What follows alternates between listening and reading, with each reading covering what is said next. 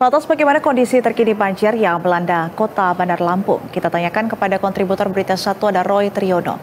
Selamat sore Roy.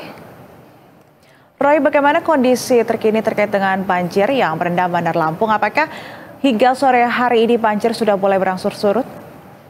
Baik, Nisrina dan pemirsa Berita Satu TV dimanapun Anda berada, dapat saya laporkan banjir yang melanda Provinsi Lampung pada Jumat lalu telah merendam 1.181 yang rumah warga yang tersebar di seluruh sejumlah kabupaten di Provinsi Lampung, diantaranya Kabupaten Lampung Selatan, Kota Bandar Lampung, dan Kabupaten Pesawaran. Dan banjir yang terjadi di Kota Bandar Lampung ini telah menyebabkan 3 korban jiwa, Nisrina.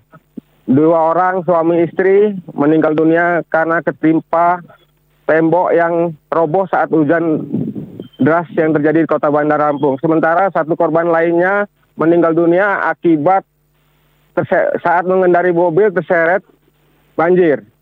Kemudian hingga saat ini di Kota Bandar Lampung sendiri banjir telah surut.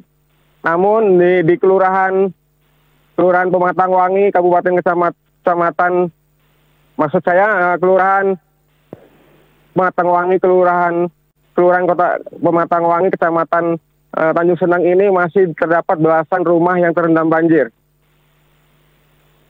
Baik. Kemudian warga yang sudah tidak terendam banjir melakukan bersih-bersih rumah pada hari ini, Nisrina. Ya, baik. Sore hari ini banjir sudah mulai berangsur surut, warga yang rumahnya juga sudah surut, banjirnya sudah mulai berangsur membersihkan rumahnya. Dan kalau kita lihat ini ada sebanyak 1.081 rumah yang terdampak, ada 3 korban jiwa juga. Lantas apakah masih ada korban yang mengungsi, Roy? Dan apakah juga ada titik pengungsian terpusat di sana? Untuk warga sendiri, sebagian masih mengungsi di rumah kerabatnya untuk sementara waktu ini karena rumah mereka sebagian masih terendam banjir.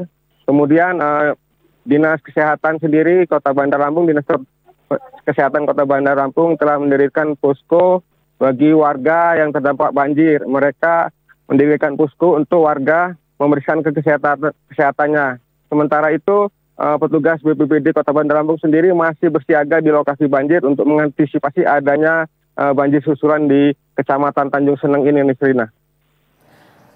Iya, ada posko pengungsian di sana yang menyediakan terkait dengan pemeriksaan kesehatan bagi warga untuk mengecek kesehatan mereka. Lantas selain juga pemeriksaan kesehatan, apakah ada bantuan juga yang didistribusikan kepada warga yang terdampak banjir ini?